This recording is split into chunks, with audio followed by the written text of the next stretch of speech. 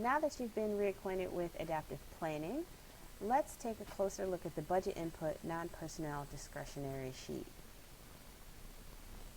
So first things first, let's make sure you know what you're viewing. Your version should be Budget 2013-2014 Active.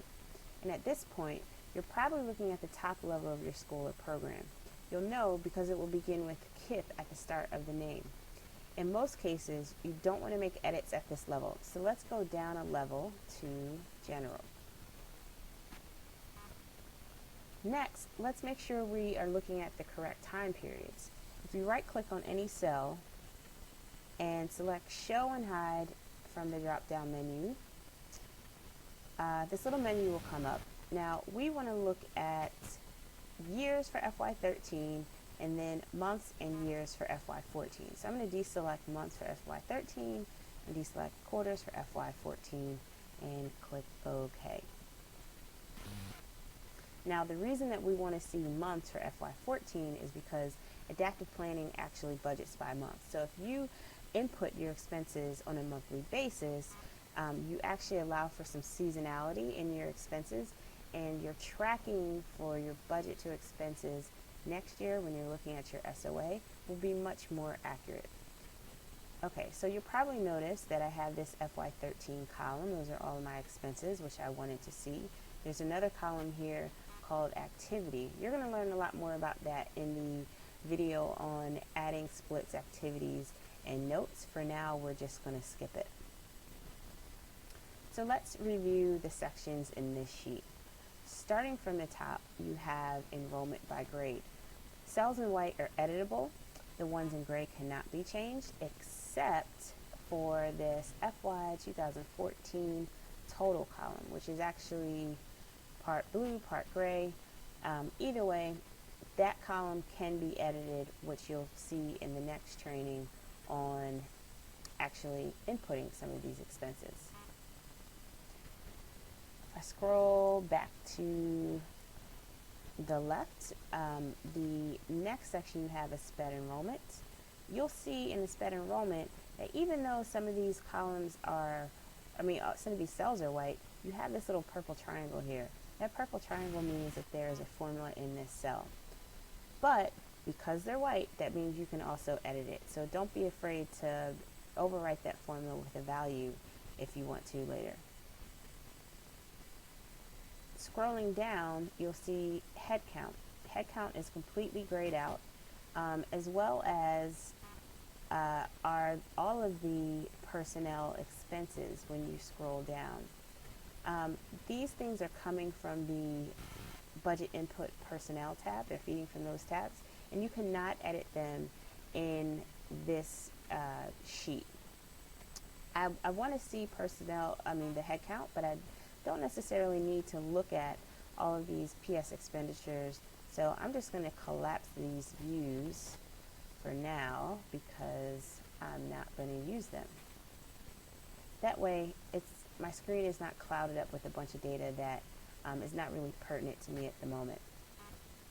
So if I scroll down through my expenses, I have consultants, professional services, equipment and repairs, technology, and you'll see another grayed out section, and you'll see a bunch of purple triangles. What this is telling you is the technology expenses are managed in a different sheet, and they feed into this sheet. You cannot make edits to your tech expenses from this budget input sheet. You'll have to make those from the budget input technology assumptions sheet. So if we keep scrolling down, you'll just go through all your expenses, and you get to the bottom and you'll hit your discretionary revenue account. This is where you'll enter things like money from uniform sales and field trips and things like that. And then you get to this section called adjustments. Now, the adjustment section is where adjustments to your net expenses are calculated for the following. Number one, if you add additional staff above your headcount target, their wages will appear as a staffing adjustment here. The adjustment for your school operations administrator at 50 hours will also be here so that it it nets out of your net per pupil expenses. Number two, if you have employees who are taking advantage of flexible scheduling options, the savings will appear here as a flex scheduling adjustment. Three, if you've been allotted additional funds to cover the cost of providing SPED services to your students, it will show up here in the SPED enrollment adjustment. Now, this generally only happens in the fall, so for budgeting purposes, this should be zero through the budgeting cycle, but if you're looking at prior year's data, there may be data there. There also may be data in the total enrollment adjustment from prior years. This is not something that we are going to be using this year or going forward. However, there may be some data there from before. And then number five, similar to the staffing adjustment, if you hire above your target headcount, the benefit costs will appear here in this fringe benefit adjustment line.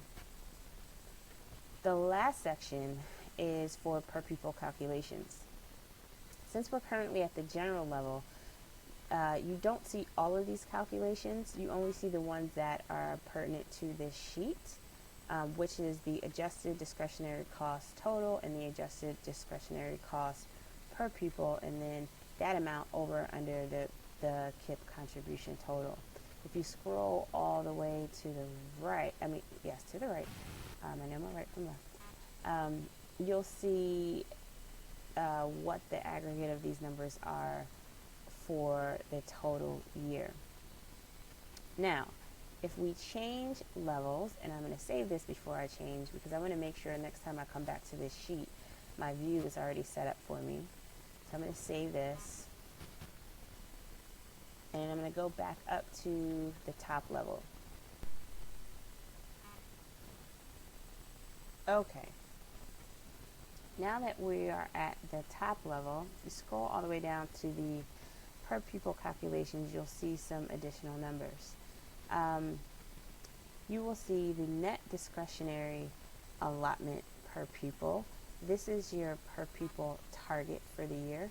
And then you will actually see populated the over-under KIPP contribution per pupil, and then the over-under KIPP contribution total. This is telling you whether you are over or under your per pupil target on a per pupil basis and on a total basis. So that concludes the budget inputs non-personnel discretionary sheet overview. Now, if you're thinking, wait a minute, you didn't show us what these little icons are up at the top, don't worry. Those will be explained in the next training on adding enrollment and basic expenses.